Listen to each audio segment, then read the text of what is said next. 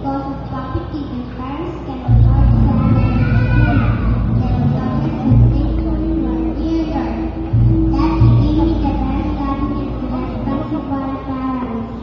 And one thing more, if the lack of education can find a better job that support our needs.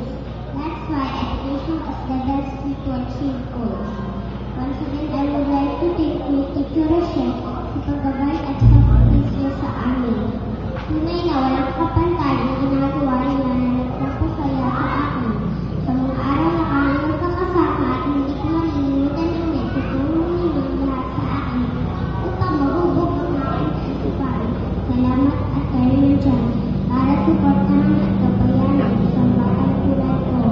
Mararapat lamang na kayo kasalamat at hindi kalimutan. Before I end, I would like to congratulate my co-graduates. Congratulations to all of you.